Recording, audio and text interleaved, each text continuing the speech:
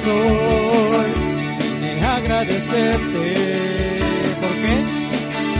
Tu vida tú cambiaste. Tu hijo diste por mí, tu hijo murió en la cruz por mí. ¿Qué más puedo hacer que adorar? Adorar. Tú eres Dios, eres Señor, eres por quien yo vivo.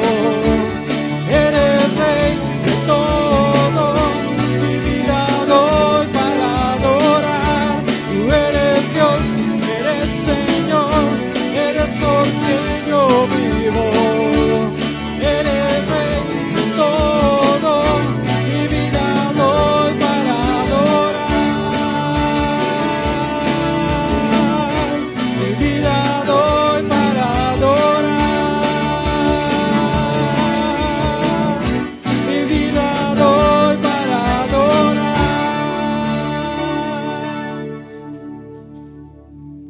Bueno, hermanos, cuando tenía aproximadamente 13 años, tenía parte de mi familia, iban a la iglesia, y recuerdo, hermanos, que en el año 2000 se corrió un rumor de que el mundo se iba a acabar. ¿Recuerdan? ¿Alguien escuchó también ese rumor? Pero fue algo que a esos años, hermanos, que me inquietó. Y nos decían que iba a haber un desfase en las computadoras, que iba a ser una tragedia, que se iba a acabar el mundo. Y algunos evangélicos, hermanos, no dijeron que se iba a acabar el mundo, pero sí dijeron que iba a ser la segunda venida del Señor. Y no pasó nada. En el 2012, ¿recuerdan? Otra vez el rumor de que el mundo se iba a acabar.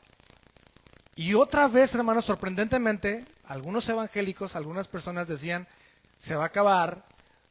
Bueno, no se va a acabar, pero sí va a venir el Señor. Y otra vez, no pasó nada. Sin duda alguna, hermanos, estamos viviendo en una época donde estamos viendo la maldad del hombre en su máximo esplendor.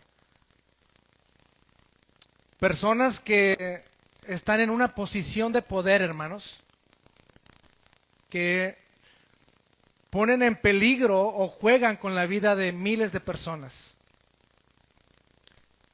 Se imaginarán ya de quién estoy hablando, ¿no? Personas que están en el poder, hermanos, que en lugar de invertir en buscar la cura para enfermedades en pro de la vida, invierten miles de millones de dólares en armamentos y en equipar a su ejército para la guerra. Es decir, en lugar de en pro de la vida, para quitar la vida. La maldad, hermanos, la violencia y la muerte no están acampando en Europa o en Asia. Nuestro país está en la misma situación, hermanos. Vemos la maldad cada día en su máximo esplendor. Todos los días vemos notificaciones. Hace un par de semanas vivíamos con incertidumbre, con preocupación, la toma de carreteras en nuestro estado, en nuestro país, ¿no es cierto? Y fue algo que de verdad, hermanos, nos afectó a todos, a cada uno de nosotros. Nosotros como familia habíamos viajado a Tijuana y nos tuvimos que quedar allá. No pudimos regresar a nuestro hogar, no pudimos regresar a nuestra casa por seguridad, ¿no? Pero todo eso, hermanos, por la lamentada guerra de cárteles que se lleva a cabo en nuestro país. Vimos cómo despojaban a gente inocente, hermanos, de sus propiedades, de sus vehículos, y los quemaban. Y en el mejor de los casos solamente pasó eso, ¿no? Pero estos hombres, hermanos, en su locura, y influenciados obviamente por demonios, no hacen diferencia entre niños, mujeres y hombres. La humanidad no tiene un tiempo para el respiro, hermanos. No ha tenido un tiempo para un respiro. Ahora mismo hay una amenaza de una guerra nuclear. Seguramente ustedes están al pendiente de eso. Ahora con la tecnología, todo el tiempo estamos siendo bombardeados con información. Y está la amenaza de una guerra nuclear, con un poder de destrucción que nunca antes se había visto, hermanos. Los hombres en nuestro país están unos contra otros por la mentada guerra de cárteles. Todos los días se levantan nuevas filosofías, hermanos, que se contraponen directamente a la palabra de Dios. El feminismo mal informado, malentendido, la diversidad sexual, hermanos, se están minando, se están metiendo aún dentro de la iglesia, con la finalidad de engañar y de confundir. La inflación, el desequilibrio económico, ya no es problema solamente nacional, es un problema mundial. Es decir, hermanos, que a pesar de vivir en una época donde la tecnología avanza a pasos agigantados, donde tenemos más acceso a la información y por ende al conocimiento, la humanidad parece estar más perdida, más confundida que nunca. Y el cristianismo, hermanos, no está exento de este sentimiento, de esta confusión, de esta incertidumbre. Porque como les decía, es muy probable, hermano, que usted haya escuchado ya algún hombre, alguna persona, diciendo que Cristo viene ya. Y le ponen fecha, ¿no? Cristo viene en diciembre. Y no pasa nada. Es muy probable que usted haya escuchado a alguien, hermanos, aventurándose a dar la fecha exacta de la venida del Señor. Pero ¿qué tenemos que hacer, hermanos? Como cristianos, ¿qué tenemos que hacer en medio de toda esta mezcla de emociones y situaciones que están pasando a nuestro alrededor? ¿Cómo tenemos que actuar? Vamos a ver qué dice la palabra de Dios, hermanos. Mateo 24, por favor, todos con su Biblia. Mateo 24.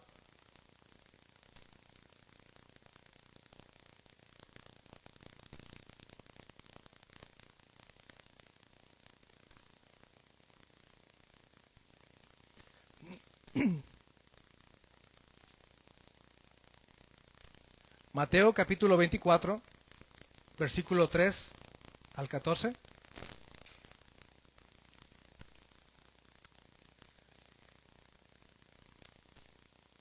Dice, hermanos, y estando él, hablando de Jesús, sentado en el monte de los olivos, los discípulos se le acercaron aparte, diciendo, dinos, ¿cuándo serán estas cosas y qué señal habrá de tu venida y del fin del siglo?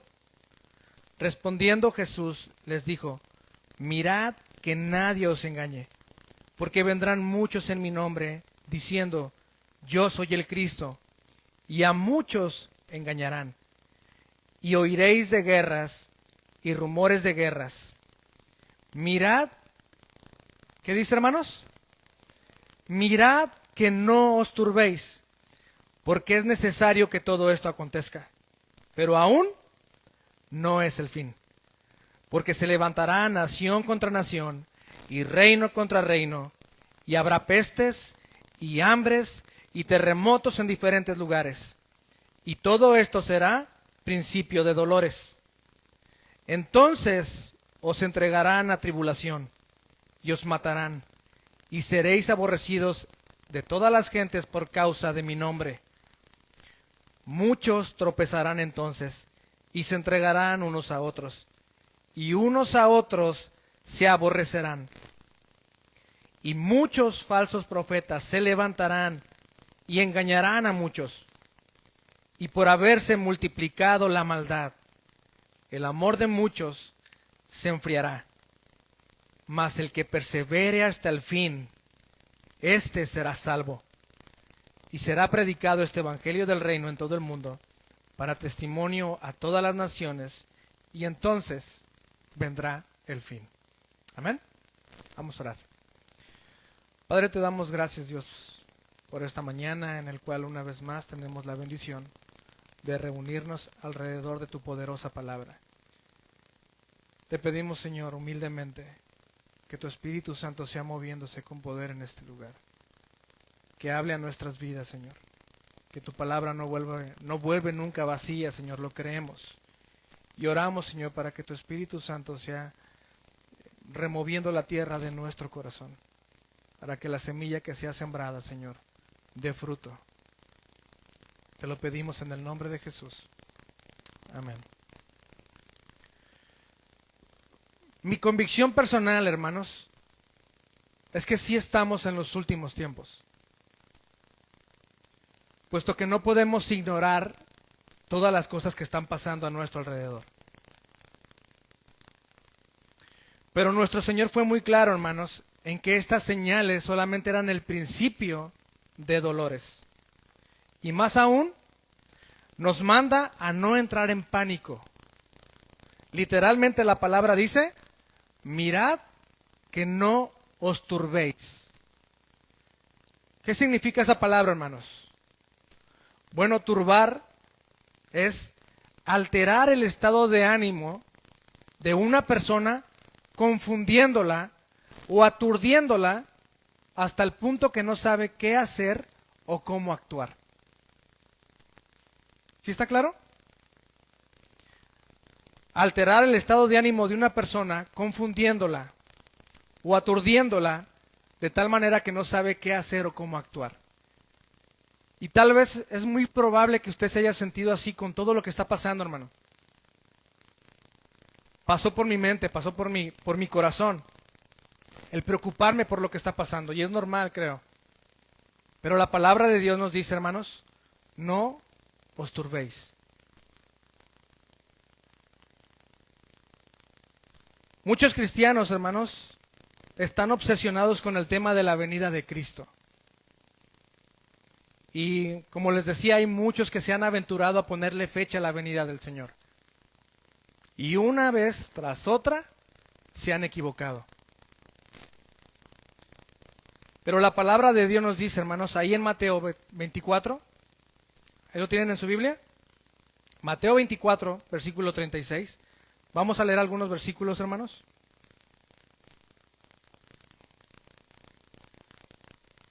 Mateo 24, 36, lo leemos todos juntos. Dice, pero del día y la hora nadie sabe, ni aun los ángeles de los cielos, sino solo mi Padre. Allá adelante en el versículo 42, hermanos, dice, velad pues, porque no sabéis a qué hora ha de venir vuestro Señor. Versículo 44.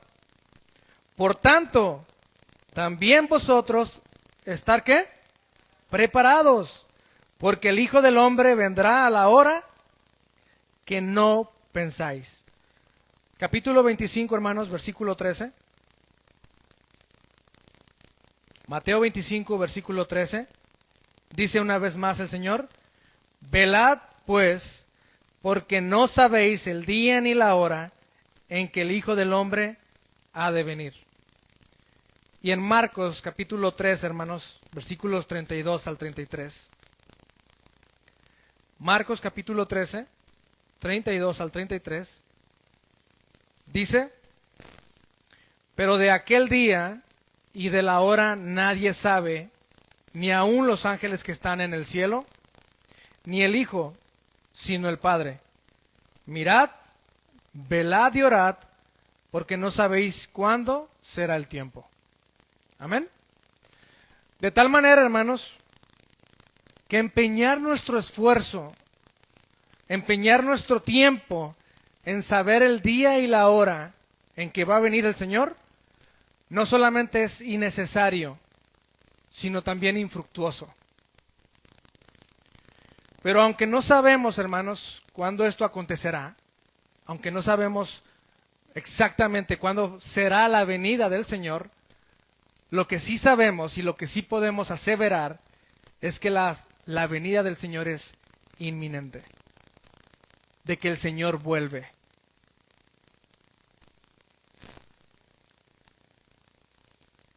Y el fin de todo ser humano, hermanos, que haya existido, será comparecer delante de Dios en un juicio, donde apartará a sus hijos de los que no lo son. Y ahí será el lloro y el crujir de dientes.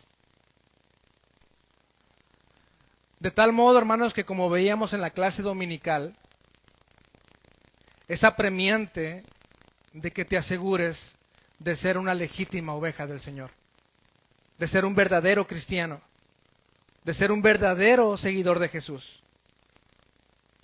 Porque todo aquel que no deposite su confianza en la obra de Jesucristo recibirá su justa retribución, la ira y la justicia de Dios.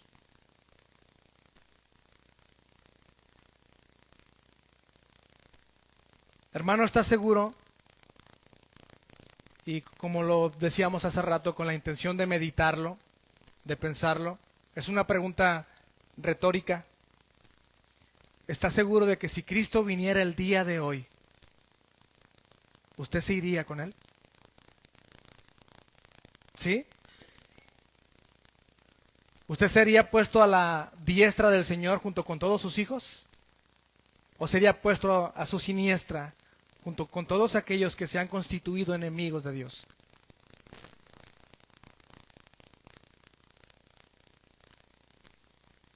Mateo 7:21, hermanos, por favor. Es un pasaje, hermanos, que debe llenar o debe llevar nuestro corazón a cuestionarnos. Mateo 7:21.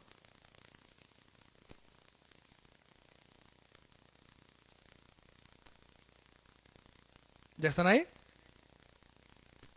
Dice, hermanos, no todo el que me dice, todos juntos por favor, no todo el que me dice, Señor, Señor, entrará en el reino de los cielos, sino el que hace la voluntad de mi Padre que está en los cielos. Muchos me dirán en aquel día, Señor, Señor, ¿no profetizamos en tu nombre, y en tu nombre echamos fuera demonios, y en tu nombre hicimos muchos milagros? Y entonces les declararé, nunca os conocí, apartaos de mí, malditos, hacedores de maldad. La pregunta que surge, hermanos, es, ¿cómo puedo estar seguro de que yo soy un hijo de Dios? El versículo nos dice, hermanos, no todo el que me dice, Señor, Señor, entrará en el reino de los cielos. Y este solo versículo, hermanos, debería hacernos replantear una vez más si realmente somos hijos de Dios. Porque el pasaje tiene como finalidad hacernos notar, hermanos, de que el hecho de que yo me identifique como cristiano, el hecho de que yo lo diga, soy un hijo de Dios, soy un cristiano, no necesariamente significa que lo sea. El hecho de que Jesús mencione 2 veces, Señor, Señor. Ya les hemos dicho, hermanos, que en la palabra de Dios, cuando la Biblia hace o usa una repetición, es con la idea de enfatizar algo. El Señor está diciendo aquí, Señor, Señor, es para enfatizar la idea de que este hombre realmente se sentía íntimo con el Señor. Según el pasaje, hermanos, eran personas que hacían milagros, que expulsaban demonios. ¿Qué pensaría usted de una persona así dentro de la iglesia? Si usted conoce una persona que expulsa demonios, que hace milagros, que proclama a Cristo, ¿qué pensaría? Es un hijo de Dios, ¿no? Mas sin embargo, ¿qué dice el pasaje? Que a pesar de hacer todas esas cosas, Él dice, apartaos de mí, nunca os conocí, hacedores de maldad. No podrás llegar delante de Dios, hermano, y decirle, Señor, alguien me predicó y yo creí. Me bauticé, hice mi oración del pecador Porque no puedo entrar al reino de los cielos. Y una vez más, hermanos, porque no se trata simplemente de hacer una confesión al aire, de decir que somos cristianos. La evidencia de que eres un verdadero hijo de Dios es que existe coherencia entre lo que dices ser y tu manera de vivir. ¿Se entiende, hermanos? Debe de haber una coherencia real entre lo que tú dices ser y lo que vives día con día. ¿Cómo vives, mi hermano? ¿Cuál es tu relación con Dios? ¿Cómo es tu relación con Dios?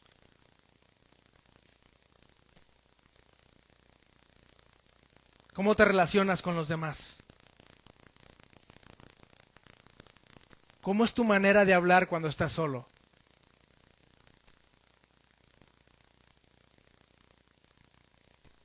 No te engañes, hermano.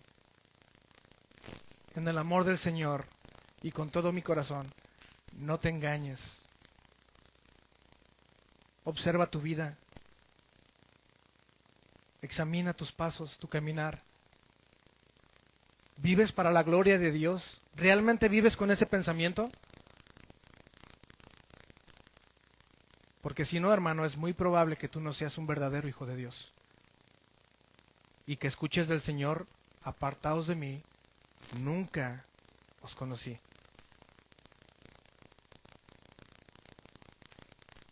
Pero tal vez alguien pueda decir: a ver, hermano, yo he escuchado que la salvación es por fe. De hecho, el pasaje que lo dice está en la carta a los Efesios, versículos 8 y 9, ¿verdad? Capítulo 2, versículos 8 y 9, ¿qué dice, hermanos? Porque por gracia sois salvos, por medio de la fe, y esto no de vosotros, pues es un don de Dios, no por obras, para que nadie se gloríe. Y alguien puede esgrimir ese pasaje, ¿no? Para decir: soy salvo solamente por la fe. ¿Acaso la palabra de Dios no dice que Abraham creyó y le fue contado por justicia? ¿Y qué le podríamos contestar a esa persona? ¿De verdad escogiste el ejemplo de Abraham para justificarte? ¿Acaso la fe de Abraham no fue probada? ¿Acaso Abraham no tuvo que dejar a su tierra y a su parentela, hermanos?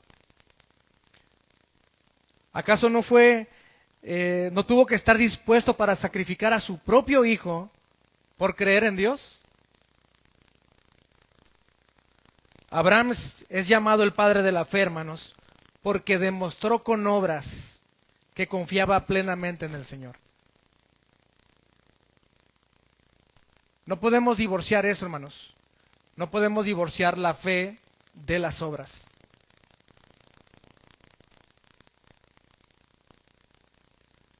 Y hay personas, hermanos, que se autoengañan y que creen que con el simple hecho de creer o de decir que creen, son salvos independientemente de sus obras, independientemente de su manera de vivir.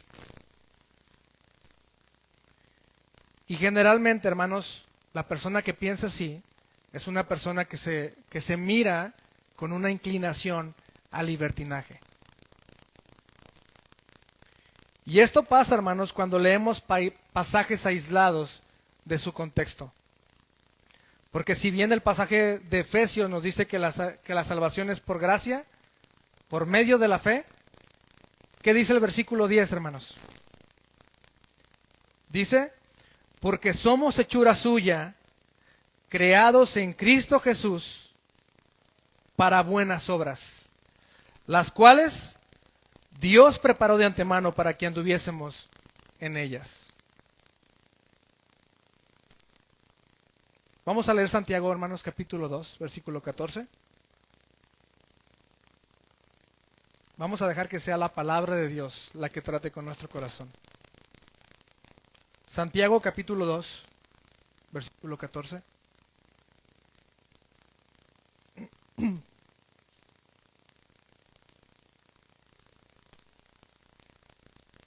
Del 14 al 26, lo leemos todos juntos, hermanos. Dice: hermanos míos, ¿De qué aprovechará si alguno dice que tiene fe y no tiene obras? ¿Podrá la fe salvarle? Y si un hermano o una hermana están desnudos y tienen necesidad del mantenimiento de cada día, y alguno de vosotros les dice, id en paz, calentaos y saciaos, pero no les dais las cosas que son necesarias para el cuerpo, ¿de qué aprovecha? Así también la fe, si no tiene obras, ¿qué dice, hermanos? Es muerta en sí misma. Pero alguno dirá, tú tienes fe y yo tengo obras.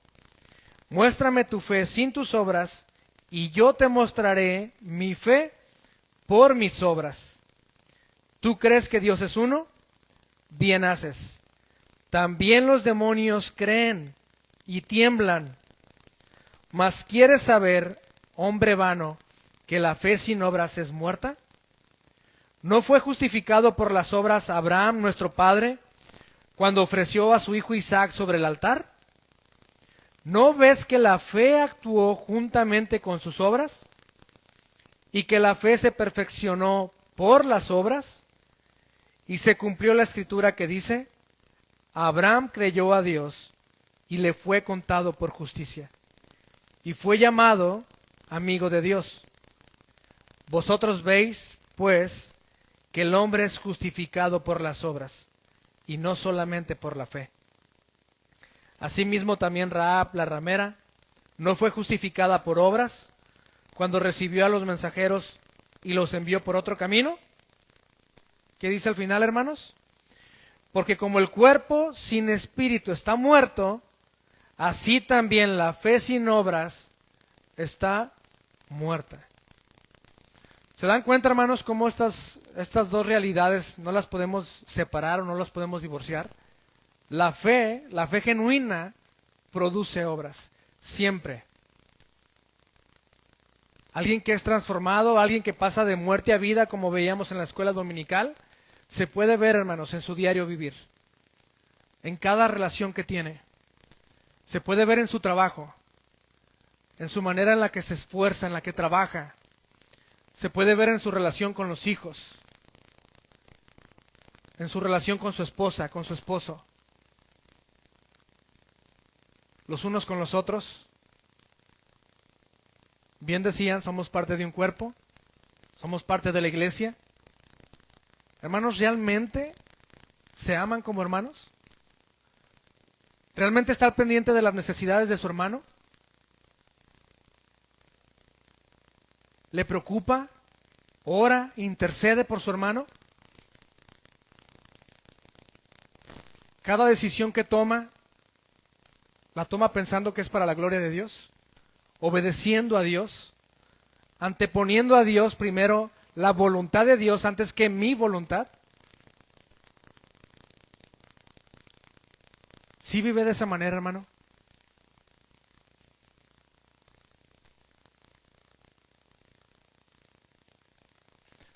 ¿Sabe que en alguna ocasión una adolescente, una muchachita, bueno, 17, 16 años, empezó a tener novio y vino a pedir consejo que si era lícito que ella tuviera novio que no fuera cristiano? ¿De verdad tiene que preguntar ese tipo de cosas? Y a pesar de ser aconsejada, ¿qué creen que pasó? Tuvo su relación con una persona que no era cristiana, se casaron y vive de una manera muy difícil. Una muchachita que creció en la iglesia, hermanos, que tuvo la iniciativa de pedir consejo, escuchó el consejo y hizo su voluntad. ¿Cómo vive, hermano, usted? ¿De verdad vive cada día haciendo la voluntad de Dios?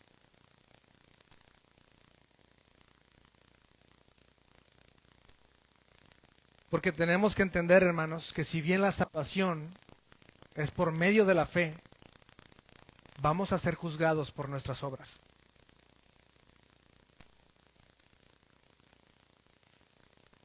Mateo 25, por favor.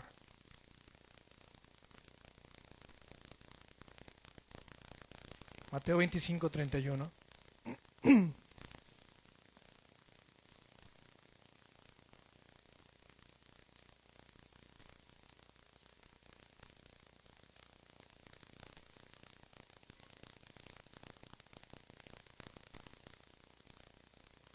Mateo 25 al 31 al 46. ¿Lo leemos juntos, hermanos? Pero vamos a leerlo juntos, porque si no leen, siento que no lo están leyendo conmigo.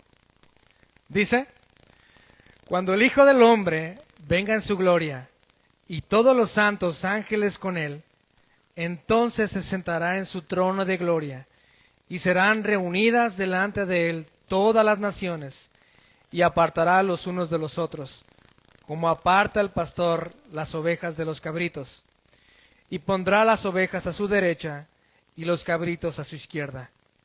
Entonces el rey dirá a los de su derecha: venid, benditos de mi Padre, heredad del reino preparado para vosotros desde la fundación del mundo.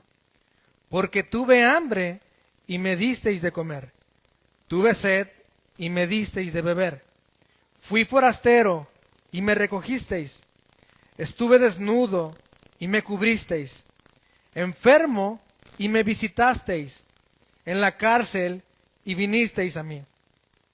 Entonces los justos le responderán diciendo: Señor, ¿cuándo te vimos hambriento y te sustentamos? ¿O sediento y te dimos de beber? ¿Y cuándo te vimos forastero y te recogimos? ¿O desnudo y te cubrimos? ¿O cuándo te vimos enfermo o en la cárcel y vinimos a ti? Y respondiendo el rey les dirá: de cierto os digo que en cuanto lo hicisteis a uno de estos mis hermanos más pequeños, a mí lo hicisteis. Entonces dirá también a los de la izquierda: apartaos de mí, malditos, al fuego eterno preparado para el diablo y sus ángeles, porque tuve hambre y no me disteis de comer, tuve sed y no me disteis de beber, fui forastero y no me recogisteis, estuve desnudo y no me cubristeis, enfermo y en la cárcel y no me visitasteis. Entonces también ellos le responderán diciendo: Señor, ¿cuándo te vimos hambriento, sediento, forastero, desnudo, enfermo o en la cárcel y no te servimos? Entonces le responderá diciendo: de cierto os digo que en cuanto no lo hicisteis a uno de estos más pequeños, tampoco a mí lo hicisteis. E irán estos al castigo eterno y los justos a la vida eterna. Pregunta, hermanos, según el pasaje, ¿qué fue lo que justificó a los justos? Sus acciones, ¿no? Porque sus acciones, hermanos, eran el certificado de una fe genuina. Podemos reconocer, hermanos, escúcheme bien, y solamente voy a dar algunas características de un verdadero hijo de Dios. Y usted puede ir palomeando o tachando cada característica. Podemos reconocer a un verdadero hijo de Dios, hermanos, por sus acciones. Porque ama a Dios con todo su corazón.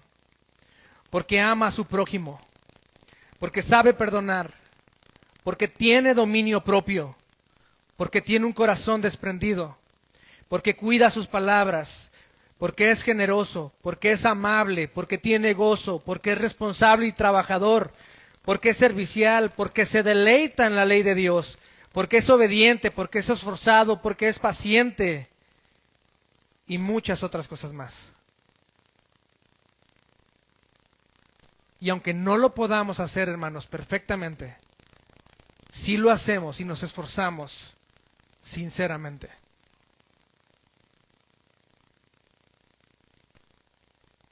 Y todo esto, hermanos, solamente para llevarte a meditar en esta mañana.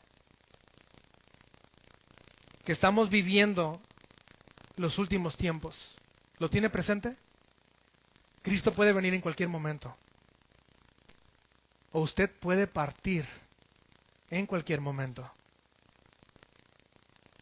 Nadie tiene la vida comprada, hermanos.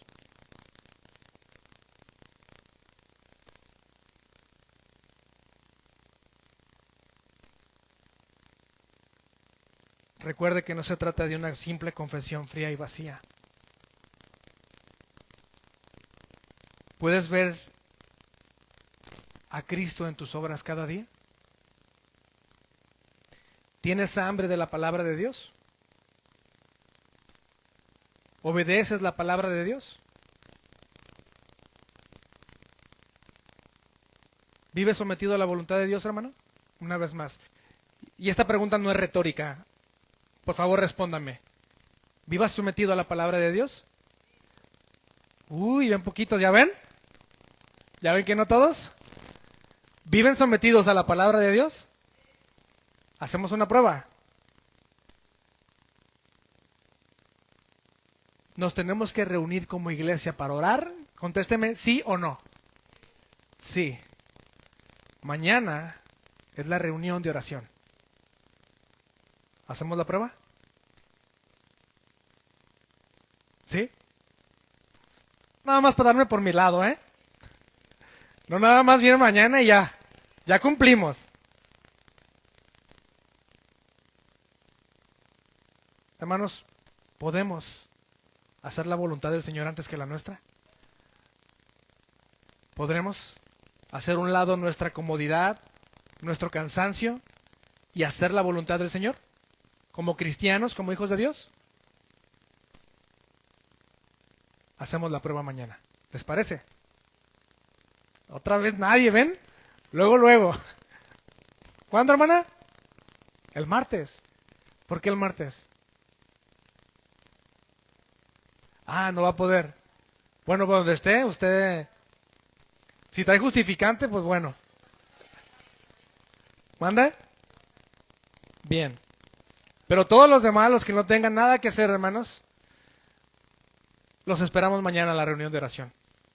A reunirnos como iglesia, como hijos de Dios, a cumplir la voluntad del Señor. ¿Amén? Vamos a orar, hermanos. Pónganse de pie, por favor.